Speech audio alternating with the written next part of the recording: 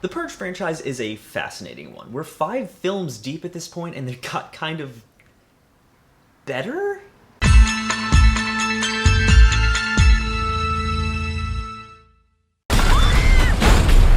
Help me! Help me! The Purge is over, please! The Forever Purge is directed by Everardo Gout and is supposedly the final Purge film, which is a shame because this is probably the most interesting thing they've done so far. It flips the formula on its head and tells a genuinely interesting story about a family of Mexican immigrants helping a white family escape the country after the Purge gets out of hand and people declare the Forever Purge, which basically just means, like, doing normal crime. When I say this movie is good, I say it from the mindset of, this is the 5th Purge film. It's the 5th Purge film. The bar is on the floor. I'm being a little hyperbolic. Anyone who watches this channel knows I don't particularly like this franchise. But in spite of that, and in spite of its silly title, The Forever Purge is kind of the best one.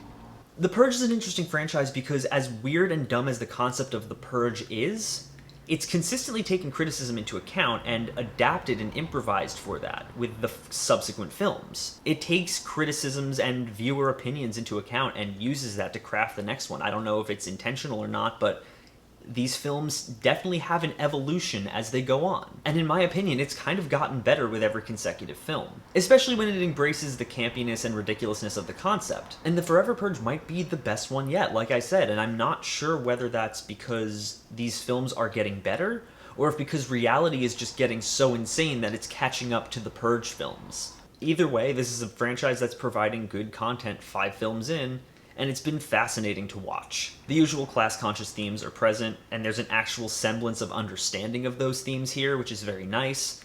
Rather than the usual just rich people hate poor people because poor, this film actually goes deeper into that concept and how the rich exploit poor people and their labor and will turn them against their fellow poor people rather than, you know, the people who are pulling the strings and profiting off of all of this, and that these rich scumbags will happily use poor idiots and hypocrites to do their fighting for them, and how these hypocrites will claim that they're against the elite while doing the very thing that the elite wants them to do.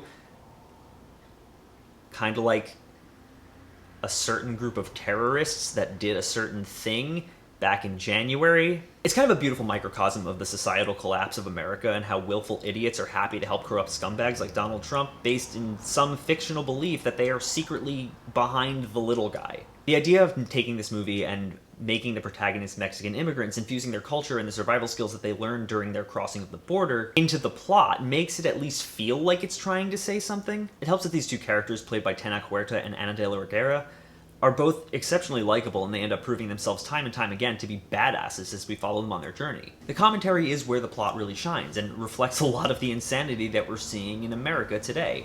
America's spelled with 3 Ks there, by the way. With overt white supremacists, racists, and terrorists co-opting political movements and gaining political power, willing to burn it all down in the name of protecting some sort of cultural identity that doesn't exist.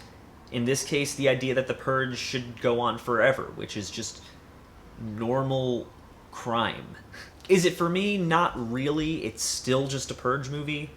There are the same bits of heavy-handed commentary that dilute the more impactful thematic moments. There are still a bunch of bad action movie one-liners, weird bits of racism that are thrown in at the beginning of the film but then are never addressed outside of like one quick little monologue where the guy goes, "I don't hate Mexicans." But like I said, it's probably the most interesting Purge movie thematically, which is more than I can say for anything else in this franchise. It's been interesting to see James DeMonaco adapt to the criticisms that he's received for the past films and weave them into the future films to make them better. And it kind of gives these films an identity of their own in that respect, which is very cool. And if this is the last Purge film, as some have claimed, then it's been a wild ride seeing these films evolve into something that I can almost call a good time, especially considering how much I hated the beginning of this franchise. All that being said, I am disappointed by the lack of Purge cowboys in this film based on the poster art. Y'all will be hearing from my lawyer. As always, guys, thank you so much for watching. If you like this channel and you want to see more, click down there, like, comment, subscribe. It's almost Halloween season, so we're going to be doing some fun stuff this year. I'm very excited. I really want to make it memorable. The last couple Halloweens have sucked, and I want to change that.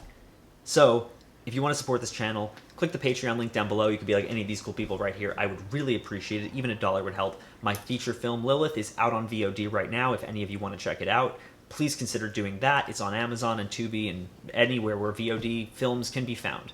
And if you like it, tell your friends, tell your grandma. Do that. Thank you guys. I'll see you soon. Speak! Does this translate?